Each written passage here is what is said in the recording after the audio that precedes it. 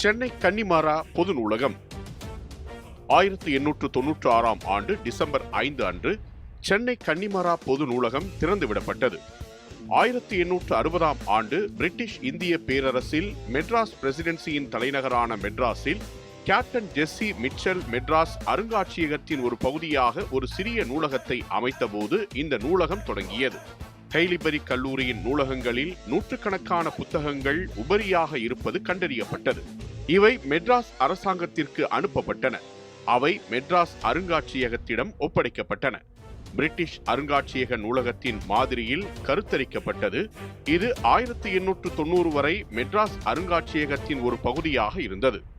அப்போது இலவச பொது நூலகத்திற்கான தேவை அப்போதைய மெட்ராஸ் ஆளுநர் லார்ட் கன்னிமாராவை 1890 மார்ச் 22 அன்று அடித்தளம் அமைக்க தூண்டியது.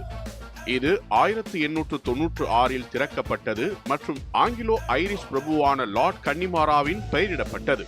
நூலகம் உண்மையில் அடிப்படையில் இலவசம். ஒரு சிறிய வைப்புத் தொகை செலுத்த வேண்டியிருந்தது. ஆனால் இது திரும்ப பெறப்பட்டது. 1948 ஆண்டு மெட்ராஸ் பொது நூலக சட்டம் இயற்றப்பட்டதன் மூலம் இது மாநில மைய நூலகமாக மாறியது. இது பொது நூலக சேவைகளை நிறுவனமயமாக்குதல், கட்டமைத்தல், இல்லையெனில் ஒருங்கிணைத்தல் மற்றும் ஒழுங்கமைத்தல் ஆகியவற்றுக்கான இந்தியாவின் முதல் ஒருங்கிணைந்த முயற்சியாகும்.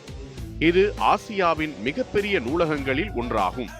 இந்த நூலகம் ஒரு காலத்தில் பாந்தியன் என்று அழைக்கப்பட்ட இடத்தில் வளர்ந்த ஒரு கலாச்சார வளாகத்தின் ஒரு பகுதியாகும்.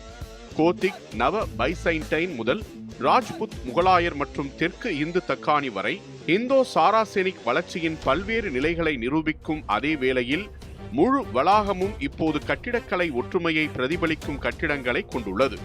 1973 ஆண்டு நூலகத்தில் சேர்க்கப்பட்ட புதிய கட்டிடத்தில் ஏராளமான புத்தகங்களின் தொகுப்பு, மிகவும் விரும்பப்படும் பாட புத்தக பிரிவு, ஒரு பருவ இதழ்கள் மண்டபம், ஒரு குறிப்பு அறை, ஒரு வீடியோ அறை, இந்திய மொழிகளின் புத்தகங்களுக்கான முழு தளம், ஒரு பிரெய்லி நூலகம் மற்றும் ஒரு IAS படிப்பு மையம் ஆகியவை உள்ளன.